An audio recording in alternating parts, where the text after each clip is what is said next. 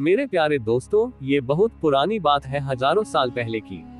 उस वक्त अल्लाह के नबी हजरत इब्राहिम अलैहिस्सलाम थे, जो अल्लाह ताला के बहुत ही फरमाबरदार और सच्चे बंदे थे। एक रात जब वो आराम फरमा रहे थे तो उन्होंने एक ख्वाब देखा। ख्वाब में अल्लाह ताला फरमा रहे थे, ए इब्राहिम, अपनी सबसे कीमती चीज मेरी राह में कुर्बान कर दो।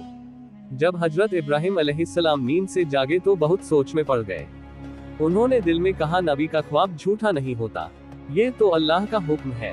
उस वक्त हजरत इब्राहिम अलैहिस्सलाम के पास बहुत सारे ऊँट थे। उन्होंने सोचा कि शायद यही मेरी सबसे कीमती चीज है, इसलिए अगली सुबह उन्होंने 100 ऊँट अल्लाह की राह में कुर्बान कर दिए। मगर अगली रात फिर वही ख्वाब आया। अगली सुबह फिर उन्होंने 100 ऊँट कुर्बान कर दिए, लेकिन अब भी दिल में सवाल था, क्या यही वह चीज है जो अल्लाह मुझसे चाहते हैं। फिर एक रात जब वह फिर आराम फरमा रहे थे तो वही पाक वयाम फिर से आया, ए इब्राहिम, अल्लाह की राह में अपनी सबसे प्यारी और कीमती चीज की कुर्बानी दो। अगली सुबह हजरत इब्राहिम अलैहिस्सलाम सोच में पड़ गए। उन्होंने कहा, मैंने 2 दिन में 200 ऊँट कुर्बान कर दिए, लेकिन क्या अल्लाह ने मेरी यह कुर्बानी का कबूल नहीं की? तो फिर अल्लाह रब्बुल आलमीन मुझसे क्या चाहते हैं? बहुत सोचने के बाद हजरत इब्राहिम अलैहिस्सलाम को महसूस हुआ कि जब अल्लाह ने कहा था अपनी जिंदगी की सबसे कीमती चीज मेरी राह में कुर्बान करो, तो उसका मतलब ऊँट नहीं बल्कि उनका प्यारा बेटा हजरत इस्माइल अलैहिस्सलाम था। हजरत इब्राहिम अलैहिस्सलाम की उम्र 86 साल थी जब हजरत इस्माइल अलैहिस्सलाम उनके घर में पैदा हुए थे, और यह बेटा हजरत इब्राहिम अलैहिस्सलाम को बेहद प्यारा था, क्योंकि बढ़ती उम्र में उन्हें ये औलाद अल्लाह ताला की रहमत से नसीब हुई थी। ये वही बेटा था जिससे उनकी नस्ल आगे चलने वाली थी और जिसकी मोहब्बत हजरत इब्राहिम अलैहिस्सलाम के दिल के बेहद करीब थी। मगर जब अल्लाह रब्बुल आलमीन का हुक्म आया कि अपने प्यारे बेटे की कुर्बानी दो, तो हजरत इब्राहिम अलैहिस्सलाम ने दिल में मजबूत इरादा किया और कहा, अगर यही अल्लाह ताला का हुक्म है तो मैं पीछे नहीं हटूंगा। अल्लाह की मोहब्बत और रजा पाने की राह में दुनिया की कोई भी चीज रुकावट नहीं बन सकती।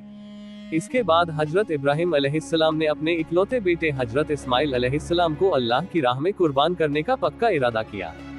जैसे ही यह इरादा दिल में आया, हजरत इब्राहिम अलैहिस्सलाम ने अपने बेटे को बुलाया और कहा, ऐ मेरे बेटे, तुम गस्ल कर लो और अच्छे पाक कपड़े पहन कर तैयार हो जाओ।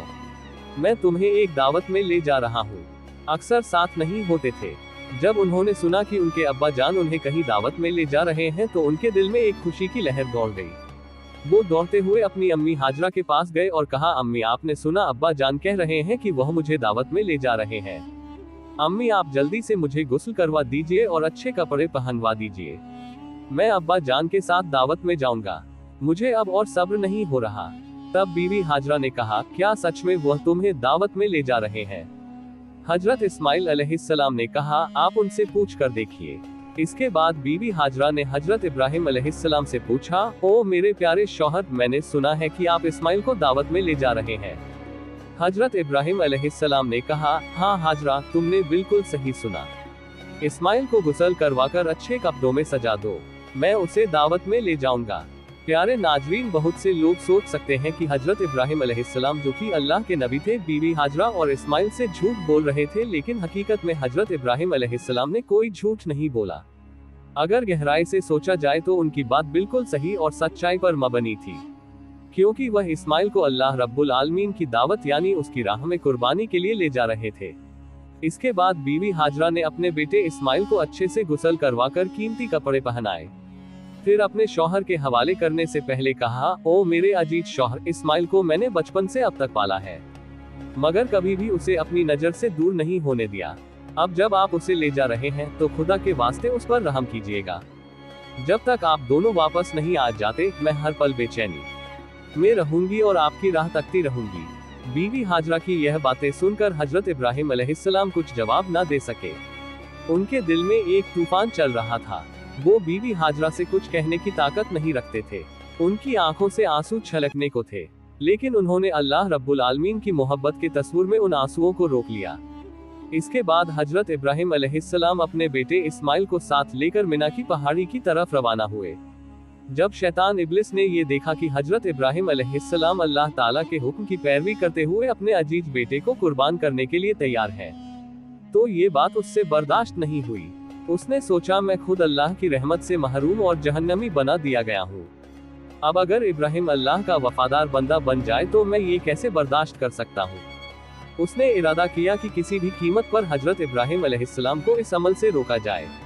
इसीलिए इब्लीस शैतान ने एक इंसानी शक्ल की सूरत में सबसे पहले हजरत इब्राहिम अलैहिस्सलाम को बहकाने की कोशिश की। हजरत इब्राहिम अलैहिस्सलाम हजरत इस्माइल अलैहिस्सलाम के आगे चल रहे थे, लेकिन ज्यादा दूर नहीं थे। इसलिए शैतान ने इंसानी शक्ल में हजरत इब्राहिम अलैहिस्सलाम को इशारे से अपने पास बुलाया और कहा, ए इब्राहिम, क्या कर रहे हो? ये तुम्हारा इकलौता बेटा है और तुम्हें बहुत दुआओं के बाद मिला है, और यही तुम्हारे बुढ़ापे की निशानी है। अल्लाह कभी ऐसा हुक्म नहीं दे सकता। मगर हजरत इब्राहिम अलैहिस्सलाम जानते थे कि यह वसावसा शैतान की तरफ से है। उन्होंने जमीन से 7 कंकरियां उठाए और जोर से शैतान पर मारी। फरमाया, दूर हो जाए ए मलो, मेरा रब जो हुक्म दे मैं सर झुका दूं। ये जगह आज जमराह हलुला कहलाती है। शैतान भाग गया मगर हारा नहीं। इसके बाद इब्लीस एक नेक इंसान की सूरत में बीवी हाजरा के पास गया। उसने कहा, ओ हाजरा, क्या तुम जानती हो कि तुम्हारे शौहर इब्राहिम तुम्हारे बेटे को कहाँ ले जा रहे हैं? बीवी हाजरा ने जवाब दिया, क्यों? वह तो उसे एक दावत में ले जा रहे हैं। इब्लीस हंसते हुए बोला, मैंने तो हमेशा सुना था कि औरतें बहुत भोली और सीधी होती हैं। इन्हें किसी भी झूठ या धोखे से आसानी से फुसलाया जा सकता है।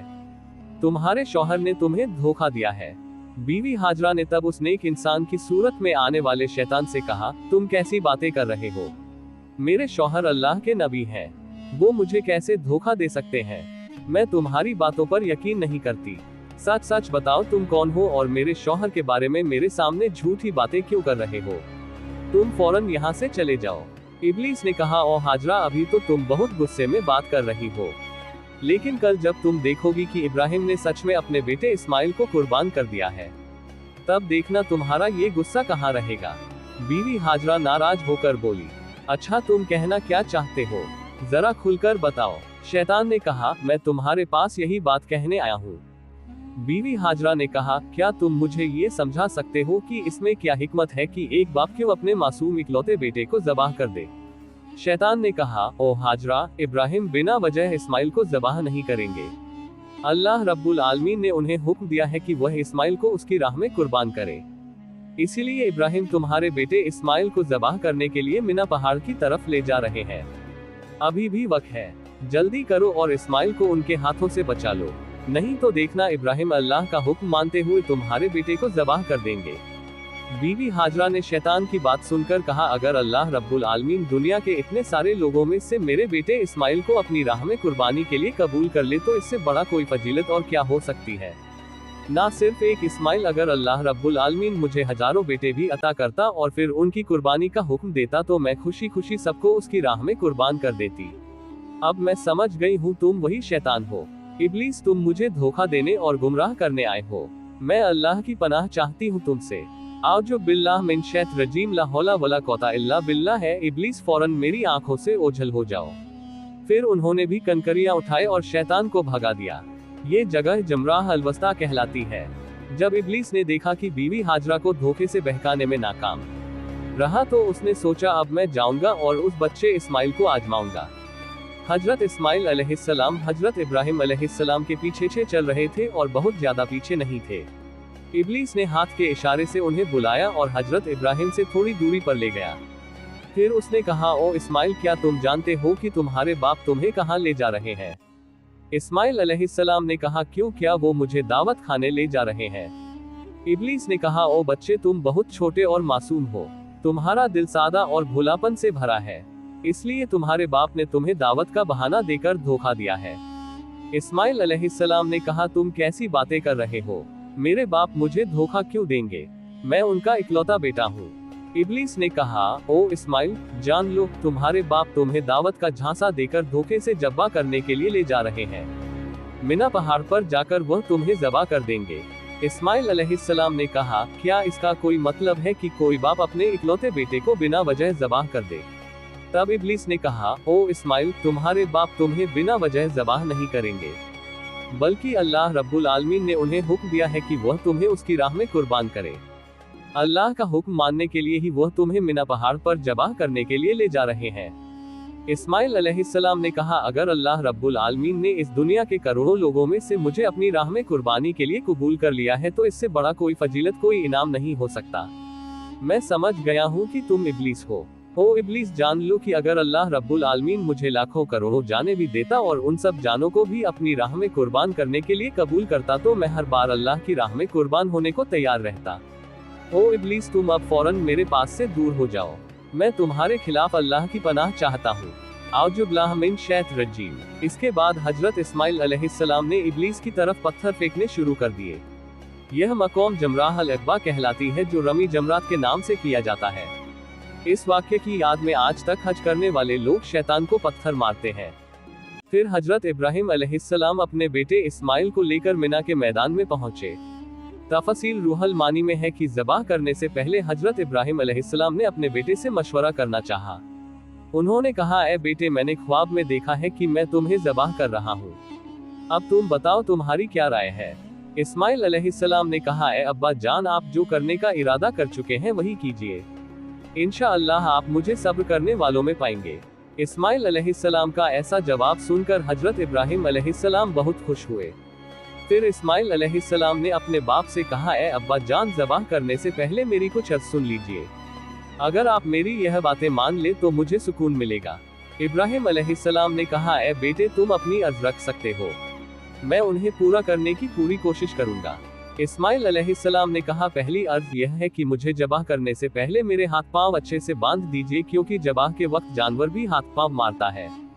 अगर मुझसे भी ऐसा हुआ तो यह मेरी बेअत भी होगी, और मैं नहीं चाहता कि मरने से पहले अपने बाप के सामने कोई बेअत भी करूं। दूसरी अर्ज यह है कि जब आप मुझे जब करें तो अपनी आंखों को कपड़े से अच्छी तरह बांध ले, क्योंकि ज़बाह के वक्त अगर आपकी नज़र मेरे चेहरे पर पड़ी तो आपको मुझ पर रहम आ सकता है, और हो सकता है आप जब से रुक जाए। मैं नहीं चाहता कि मेरे चेहरे की वजह से आपको अल्लाह रब्बुल आलमीन के हुक्म की तामील में कोई रुकावट हो। तीसरी अर्ज यह है कि जुबाह के बाद जब आप घर वापस जाए तो मेरे खून से सना हुआ कपड़ा मेरी प्यारी माँ को दे दीजिए, और उन्हें मेरा सलाम कहिए, और यह भी कहिए कि उनके इस कुर्बान किए बेटे की वजह से हमें जन्नत में एक साथ रहने का मौका मिल सकता है, और यह भी कहिए कि अल्लाह ने हमें अपने हुक्म की पैरवी करने की तौफीक दी, तो उन्हें चाहिए कि वह अल्लाह का शुक्र अदा करे और मेरे लिए किसी भी तरह का गम ना करे। बेटे की यह बातें सुनकर हजरत इब्राहिम अलैहिस्सलाम बहुत मुतासिर हुए। उन्होंने अपने कुर्ते की आस्तीन से पहले से रखी हुई रस्सी और कपड़ा निकाला और उसी से इस्माइल अलैहिस्सलाम के हाथ पांव बांध दिए। फिर उसी आस्तीन से एक कपड़ा निकाला और उसकी मदद से अपनी आंखों को बांध लिया। इसके बाद हजरत इब्राहिम अलैहिस्सलाम ने इस्माइल अलैहिस्सलाम को ज़बाह करने के लिए जमीन पर लिटा दिया। कौम के बुजुर्ग और नबी हजरत इब्राहिम अपने हाथ में छुरी लिए खड़े हैं। सामने उनका इकलौता प्यारा बेटा इस्माइल है, जिसे वह अल्लाह के हुक्म पर कुर्बान करने को तैयार है। इब्राहिम अलैहिस्सलाम ने दिल को मजबूत कर लिया है कि अब उन्हें अल्लाह के हुक्म को पूरा करने से दुनिया की कोई ताकत नहीं रोक सकती। पिता अपने बेटे की गर्दन पर छुरी चलाने वाले हैं। अल्लाह की मोहब्बत में डूबे यह मंजर देखकर जमीन और आसमान के फरिश्ते हैरान रह जाते हैं। हर तरफ से तसब्बीह और अल्लाह की पाकी का ऐलान हो रहा है। तभी जब इब्राहिम अलैहिस्सलाम अपने बेटे की गर्दन पर छुरी चलाने ही वाले थे, अल्लाह रब्बुल आलमीन ने छुरी को हुक्म दिया, ए छुरी, खबरदार, तू इस्माइल की गर्दन को एक बाल भी नहीं काटेगी। अगर तूने इस्माइल को छू भी लिया तो मैं तुझे जहन्नुम की आग में डाल दूंगा।